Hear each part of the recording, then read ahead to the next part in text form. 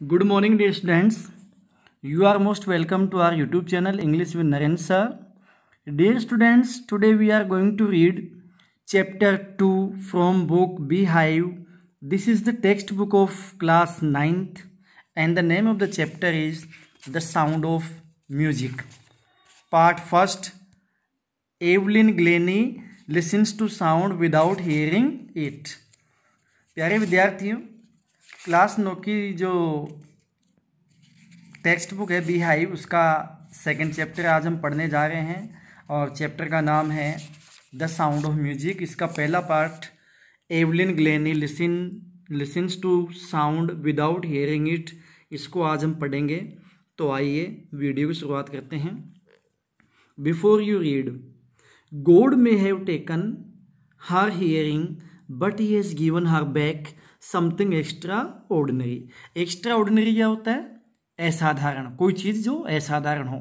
God में have taken her hearing यानी सुनने की क्षमता। भगवान ने उसकी सुनने की क्षमता भले ही ले ली, बट ही हैज गिवन, लेकिन उसने उसको दे दिया है बैक, वापस, समथिंग एक्स्ट्रा ऑर्डिनरी, कुछ असाधारण चीज़। वाट वी हियर, जो चीज़ हम सुनते हैं, सी फील्स, उसको वो फील करती है, महसूस करती है। Far more deeply than any of us, कहीं ज़्यादा गहराई से हम लोग जो महसूस करते हैं उससे भी कहीं ज़्यादा गहराई से वो लड़की महसूस कर लेती है। That's why she expresses music so beautifully, इसीलिए वह म्यूजिक को इतनी सुंदरता के साथ एक्सप्रेस कर पाती है। Read the following account of a person, account का मतलब होता है विवरण। यहाँ जिस व्यक्ति का विवरण दिया गया है उसके बारे में पढ़ना है। हु फोर्ट यानी लड़ी, अगेंस्ट ए फिजिकल डिसेबिलिटी, किसके खिलाफ लड़ी? फिजिकल डिसेबिलिटी के खिलाफ। फिजिकल डिसेबिलिटी क्या होती है? कोई भी शारीरिक रूप से अपंगता। And made her life a success story, और अपने जीवन को क्या बना दिया उसने? एक सक्सेस स्टोरी बना दिया, एक सफल उसने कहानी बना दी। तो आइए चैप्टर की हम शुरुआत कर लेते हैं। रसार crowds jostle for position on the underground. रसार क्या होते हैं? भीड़ भाड़ वाला जो समय होता है ना, सुबह शाम का जो वक्त होता है उसको कहते हैं क्राउड्स। रसार क्राउड्स यानी भीड़ भाड़ वाले टाइम पे। जोसल का मतलब होता है धक्का मुक्की करना, यहाँ देख सकते हो आप। तो जोसल फॉर पोजीशन लेने के लिए, अपनी जगह स्थान लेने के लिए लोग एक दूसरे से क्या कर रहे हैं? जोसल कर रहे हैं। जोसल का मतलब धक्का मुक्की कर रहे हैं। जोसल इसका होता है धक्का मुक्की करना।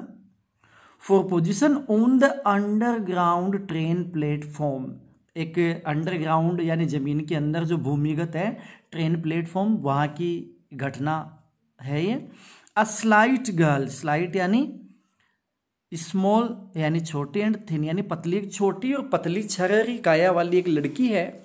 लुकिंग यंगर, जो कि यंगर यानी युवा दिखाई दे रही। देन हर 17 ईयर्स, उसकी उम्र कितनी है? 17 साल की, लेकिन वो 17 साल से भी कम उम्र की लग रही है, यानी कि जवान, 17 साल से भी कम उम्र की लग रही है। वो नर्वस, वो अभी क्या है? नर्वस है। नर्वस का मतलब जब व्यक्ति में थोड़ी सी घबराहट होती है। वो एक्साइटेड, लेकिन फिर भी वो क्या एक्साइटेड है। As she felt the vibrations, she felt महसूस करती है वाइब्रेशंस क्या होते हैं? कंपन। ऑफ अप्रोचिंग ट्रेन, अप्रोचिंग यानी आती हुई ट्रेन जो आ रही है, उसकी जो ट्रेन के आने से पहले पटरियों में जो वाइब्रेशन होती है, कंपन होता है, उसको वो महसूस करती है। It was a first day at the prestigious royal academy of music in London, ये उसका फर्स्ट डे था, पहला दिन था। कहाँ पे? प्रेस्टिजियस यानी प्रतिष्ठित royal academy of music, London में एक संगीत की संस्थान है जिसका नाम है रॉयल अकेडमी ऑफ म्यूजिक। तो इसमें उसका पहला दिन था। एंड डॉन्टिंग का मतलब डरी हुई। Enough for any teenager fresh from a Scottish farm, एक स्कॉटिश यानी स्कॉटलैंड का एक फार्म, वहाँ से निकली हुई लड़की है, टीनेजर है। टीनेजर का मतलब अभी किशोर अवस्था की है, युवा है। तो वो लड़की वहाँ थोड़ी सी डरी हुई सी, सहमी सी हुई है। But this aspiring musician, aspiring का मतलब आकांक्षी, और आकांक्षी का मतलब देख सकते हो आप, person who wants to be musician, यानी ऐसा व्यक्ति जो कि क्या बनना चाह रहा हो, संगीतकार बनना चाह रहा हो। तो एक्सपायरिंग म्यूजिशियन है यानी कि संगीतकार बनना वो चाहती है।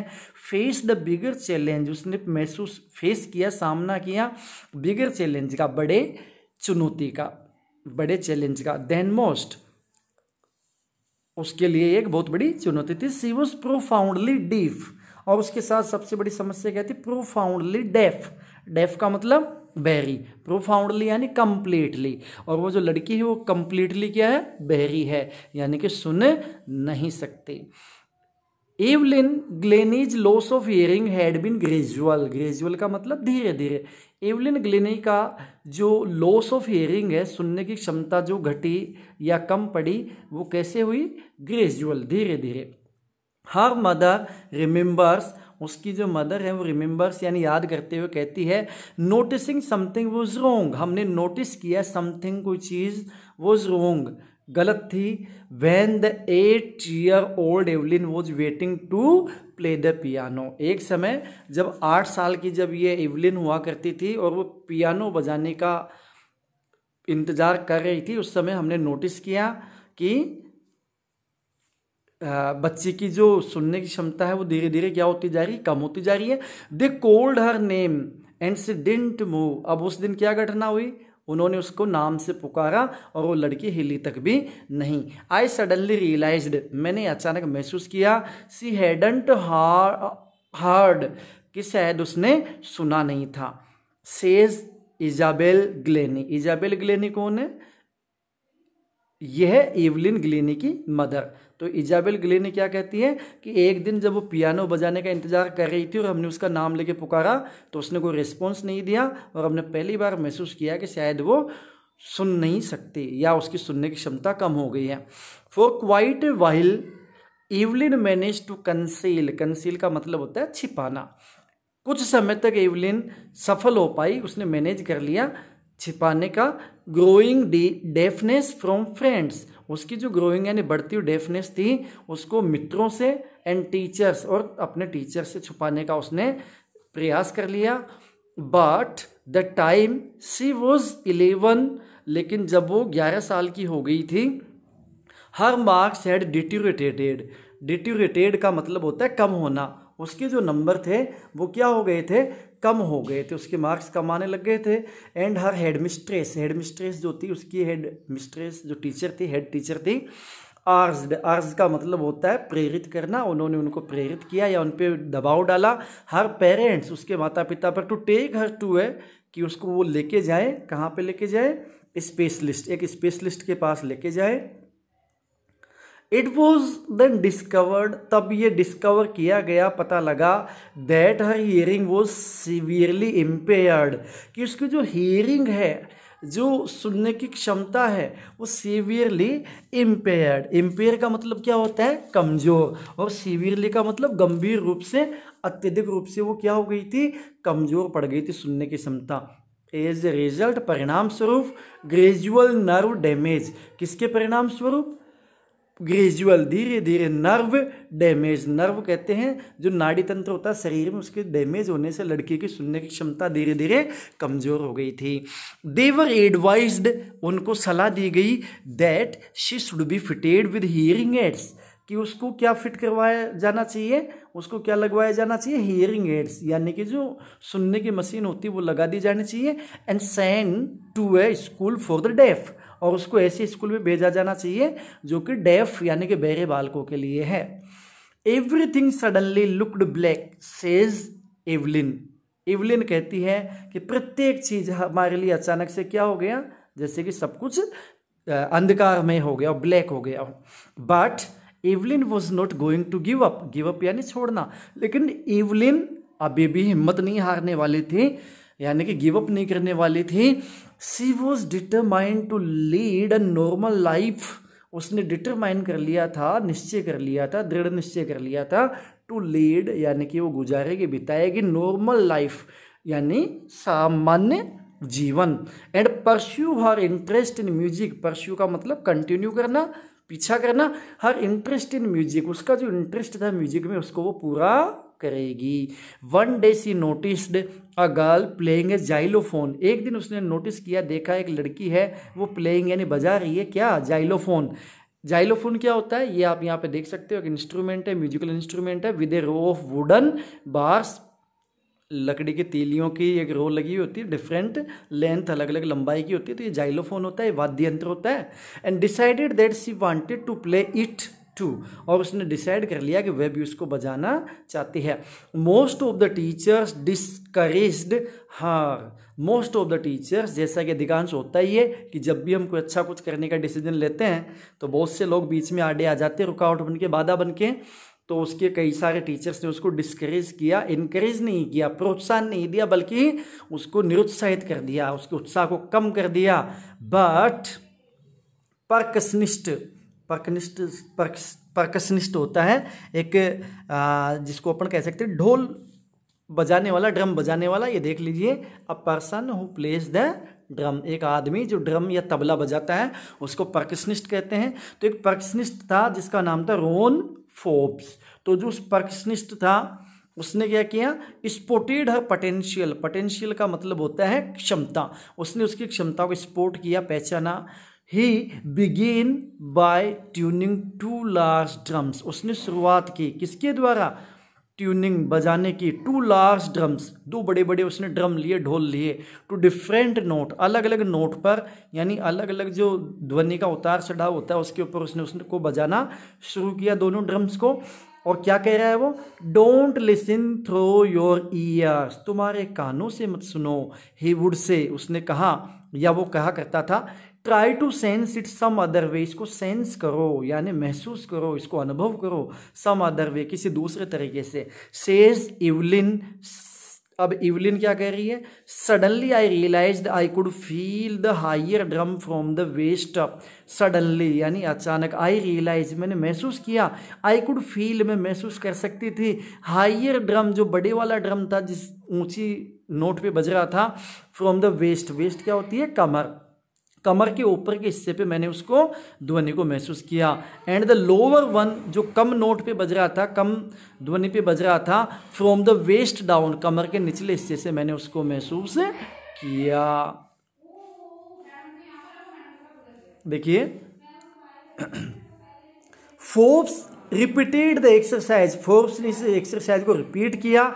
And soon Evelyn discovered that she could sense certain notes in different parts of her body. And soon, जल्दी ही, इवलिन ने डिस्कवर्ड, पता लगा लिया कि शी कुड सेंस, वह सेंस कर सकती थी, अनुभव कर सकती थी, सर्टेन नोट्स, निश्चित नोट को, in different parts of her body, अपने शरीर के अलग अलग अंगों में वो उनको महसूस कर सकती थी।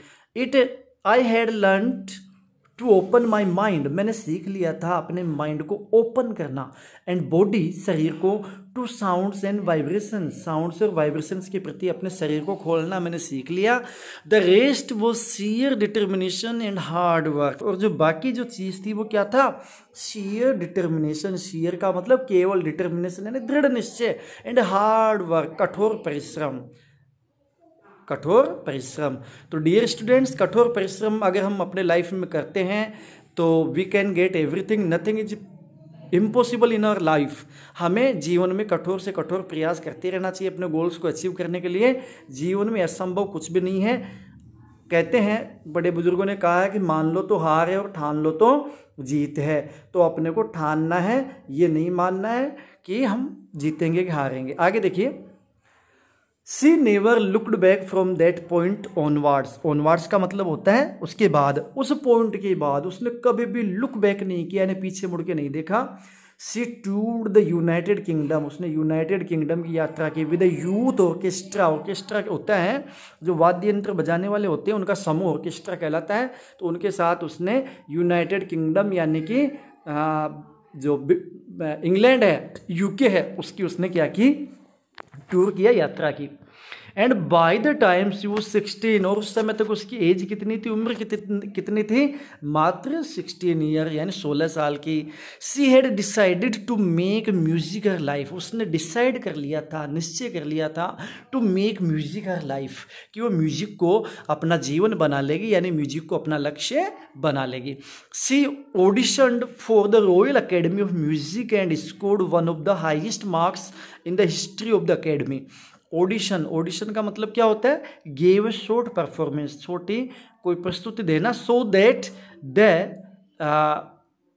Director could decide whether she was good enough, ताकि जो डायरेक्टर है वो इस चीज़ को डिसाइड कर ले। ये देख लीजिए ऑडिशन की मीनिंग यहाँ दी हुई है, ताकि डायरेक्टर उसको डिसाइड कर ले कि वो उस काम के लिए परफेक्ट आदमी है कि नहीं। तो उसने उसके लिए क्या किया, रॉयल अकेडमी ऑफ म्यूजिक के लिए क्या दे दिया, उसने ऑडिशन दे दिया। And scored one of the highest marks, और उसने हाईएस्ट जो बहुत ही अच्छे मार्क्स है वो उसने ले लिए in the history of the academy. जो अकेडमी थी म्यूजिक अकेडमी, उसकी हिस्ट्री में सबसे ज़्यादा मार्क्स उसने लड़की ने प्राप्त किए।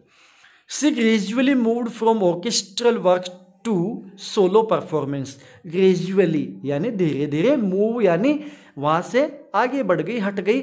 ऑर्केस्ट्रल वर्क जो था, सामूहिक जो वो वाद्य यंत्र वगैरह में काम करती थी, बजाती थी, उसके अतिरिक्त उसने क्या करना शुरू कर दिया, सोलो परफॉर्मेंस। सोलो का मतलब अकेला, एकल, परफॉर्मेंस यानी प्रस्तुति, उन्हें खुद की अकेले की स्वयं की प्रस्तुति देना उसने शुरू कर दिया। At the end of her 3 years course, उसके 3 साल के कोर्स की समाप्ति पर, she had captured most of the top awards, उसने कैप्चर यानी कि कब्जे में ले लिए, प्राप्त कर लिए top awards, most of the top awards, जो बड़ी बड़ी अवार्ड्स थे, जो पुरस्कार थे, उसने केवल 3 साल की उम्र में प्राप्त कर लिए।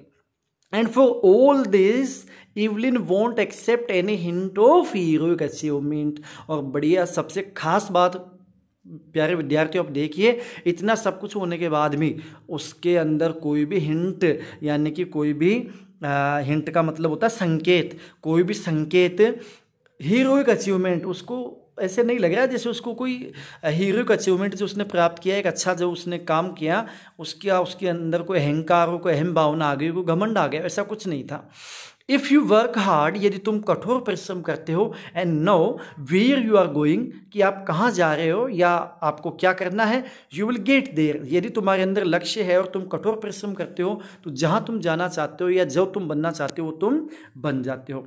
And she got right to the top, और वो लड़की एकदम कहाँ पे पहुँच गई, टॉप पे पहुँच गई। The world's most sought after multipercussionist, world का मोस्ट शॉट यानी चाहा गया, SOUGHT, शॉट यानी चाहा गया। तो विश्व के जो अधिकांश पर्कशनिस्ट थे, जो कि ड्रम वादक थे या दूसरे ऑर्केस्ट्रल जो लोग थे, वो जो चाहते थे नाम और प्रसिद्धि, तो वो लड़की वहाँ तक पहुँच चुकी थी with mastery of some 1000 instruments. और वो कई 1000 इंस्ट्रूमेंट्स जो हुआ करते थे, उनमें लोग आगे जो चाहते हैं उपलब्धि हासिल करना, वैसे ही इस लड़की ने अपनी उपलब्धि हासिल कर ली, यानी कि वर्ल्ड की टॉप एक कलाकार वो बन चुकी थी, म्यूजिशियन बन चुकी थी। एंड हेक्टिक इंटरनेशनल शेड्यूल, और उसका जो इंटरनेशनल शेड्यूल था, अंतर्राष्ट्रीय कार्यक्रम कार्य योजना जो उसकी थी, वो हेक्टिक थी। हेक्टिक का मतलब, ये हेक्टिक है, हेक्टिक का मतलब होता है व्यस्त। उसका जो अंतर्राष्ट्रीय कार्य योजना थी बड़ी व्यस्ततम हो चुकी थी, यानी कि उसके अंतर्राष्ट्रीय लेवल के उसके पास फंक्शन आने लग गए थे, कार्यक्रम आने लग गए थे। ठीक है, यहां तक समझ में आ गया। आगे देख लेते हैं हम लोग।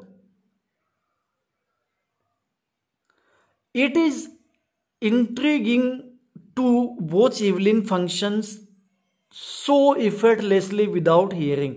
It is intriguing, intriguing का मतलब fascinating and curious, यानी कि एकदम दिलचस्प कह सकते हो, मनमोहक कह सकते हो, आकर्षक कह सकते हो, चित्त को आकर्षित करने वाला, आकर्षक करने वाला, आकर्षित करने वाला, बड़ा अच्छा लगता था, मनमोहक लगता था। टू वॉच इवलिन, इवलिन को देखना, फंक्शन सो इफर्टलेसली, उसको काम करते बिना इफर्टलेसली, ऐसा लगता था कि जैसे उसको कोई जोर नहीं आ रहा, बिना प्रयास के, विदाउट हियरिंग, बिना सुने ही वो कुछ इतना सब कुछ कर पा रही थी। इन are 2 hour discussion she never missed a word, हमने उसके साथ 2 घंटे तक उसका इंटरव्यू लिया, उससे बात की, लेकिन उसने हमारा वो सुन नहीं सकती, लेकिन एक भी वर्ड उसने मिस नहीं किया। अब लड़की क्या कह रही है वो हम सुन लेते हैं। Man with bushy beards give me trouble.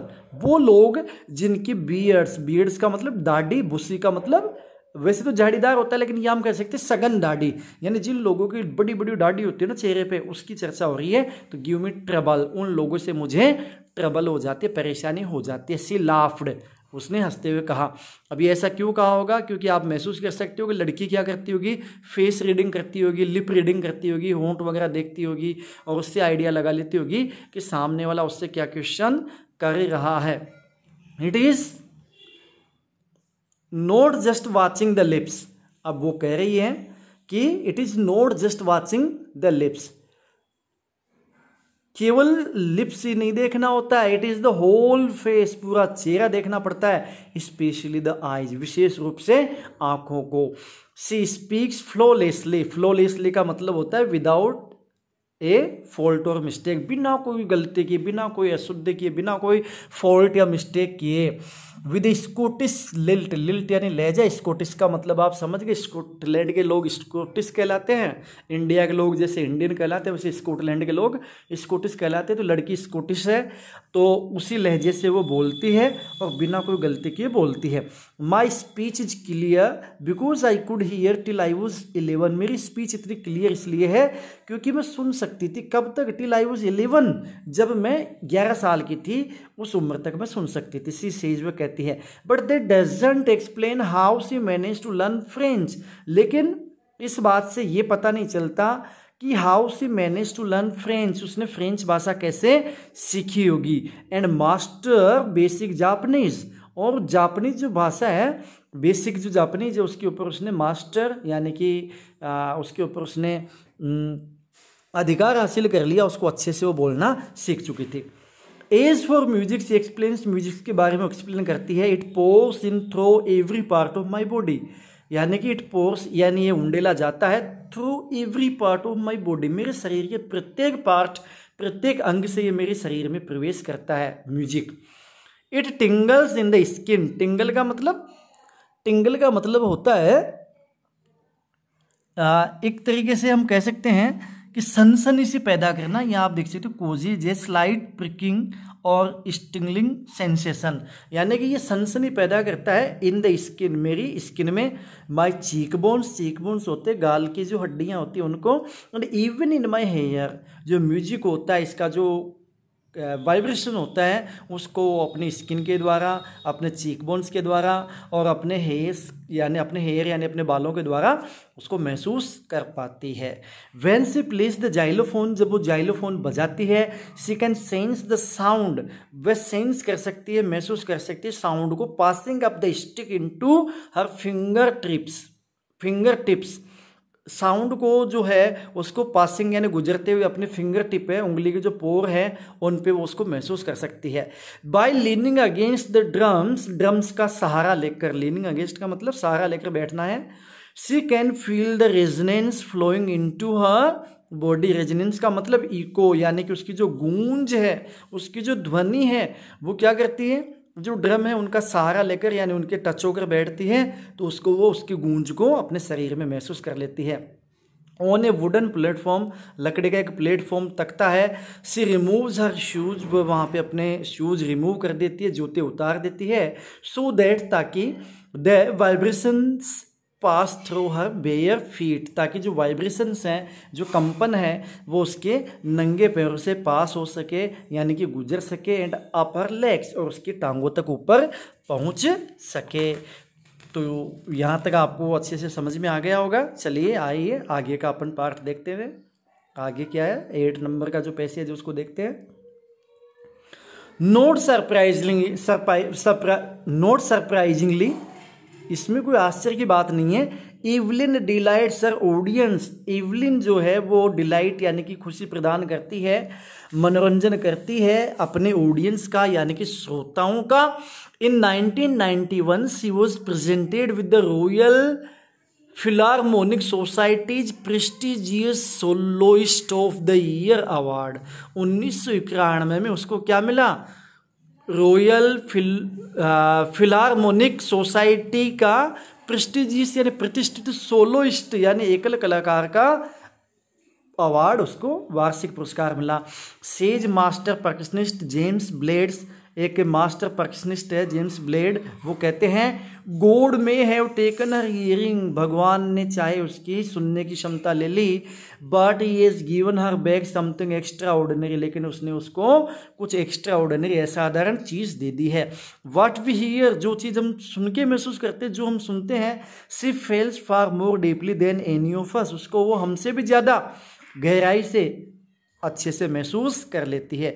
That is why she expresses music so beautifully, इसीलिए वो म्यूजिक को इतनी सुंदरता के साथ एक्सप्रेस कर पाती है, अभिव्यक्त कर पाती है।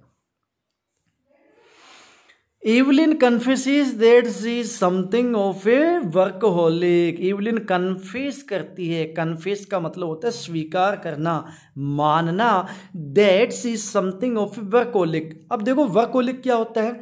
वर्कहोलिक का मतलब होता है कोई आदमी जो कि काम करने के पीछे दीवाना हो, काम करने के पीछे पागल हो। ये उन वर्कहोलिक उन व्यक्तियों के लिए काम में लिया जाता है जो कहते हैं ना कोल्लू का बैल होना, यानी कि जो बहुत ही कठोर परिश्रम करते हैं, बहुत मेहनत करते हैं ना, उनके लिए वर्कहोलिक वर्ड काम में लिया जाता है। तो ये महसूस करती है, ये इस चीज़ को खुद स्वीकार करती है कि वो कैसी है, कि वर्कहोलिक यानी वो बहुत ज़्यादा मेहनत करना पसंद करती है। I have just got to work, I have just got to work, मुझे काम करना पसंद है। Often harder than classical musicians, और जो ओफन हार्डर, प्राय ये हार्डर होता है, कठिन होता है, किनकी तुलना में? जो क्लासिकल म्यूजिशियंस होते हैं, शास्त्रीय संगीत होते हैं, उनकी तुलना में थोड़ा उसके लिए कठिन है। But the rewards are enormous, लेकिन जो रिवार्ड्स हैं वो उसको इतने ज़्यादा मिल चुके हैं कि हम उसकी जो मेहनत है उसका अनुमान लगा सकते हैं कि उसने कितनी मेहनत की होगी, कितना उसने प्रयास किया होगा। Apart from the regular concerts के अलावा, अपार्ट फ्रॉम यानी कि अतिरिक्त, इनके अलावा, Evelyn also gives free concerts in prisons का मतलब होता है जेल। इनके अलावा एवलिन क्या देती है? कंसर्ट, फ्री कंसर्ट, यानी कि फ्री की अपने संगीत की सभाओं का आयोजन करवाती है। कहाँ पे? प्रिजन्स में, जेल्स में और हॉस्पिटल्स में, इनमें फ्री में वो संगीत की सभा करती है। She also gives high priority to classes for young musicians, और वो क्या करती है? हाई प्रायोरिटी देती है, यानी उच्च प्राथमिकता देती है उन क्लासेज को जो कि किन के लिए चलती है? जवान या युवा संगीतकारों के लिए। Ann Richlin of the Beethoven Fund for def Children says, एक एन रिचलिन, बीथोवन एक जगह है, वहाँ के Beethoven Fund, sorry Richlin Beethoven Fund के एन रिचलिन हैं, और वो किसके लिए फंड चलाते हैं? डेफ चिल्ड्रन के लिए चलाते हैं। वो कहते हैं she is a shining inspiration for def children, वो एक चमकदार, शाइनिंग यानी चमकती हुई, इंस्पिरेशन है, प्रेरणा है, किन के लिए? फॉर डेफ चिल्ड्रन, यानी कि गरीब बालकों के लिए। They see that there is nowhere that they can't go, they see वो बालक देख सकते हैं या वो इस चीज़ को महसूस कर सकते हैं कि देयर इज़ नो वेयर, ऐसी कोई जगह नहीं है, दैट दे कैंट गो, जहाँ पे वो नहीं जा सकते या जो काम वो नहीं कर सकते, ऐसा उनके लिए असंभव कुछ भी नहीं है। आइए 10th पैराग्राफ देखते हैं। Evelyn Glennie has already accomplished more than most people twice her age. Evelyn Glennie has already accomplish यानी प्राप्त करना, पूरा करना। मोर देन, उसने कहीं अधिक प्राप्त कर लिया है। Most people twice her as, उसकी जो एज के जो लोग होते हैं उनसे ट्वाइस यानी डबल, दुगना उसने अचीव कर लिया, प्राप्त कर लिया है। यानी कि 17 ईयर्स की उसकी एज है, तो उससे डबल उम्र की एज में जो लोग जितना अचीवमेंट उपलब्धि हासिल नहीं कर पाते, उतना उसने इतनी कम एज में कर ली है।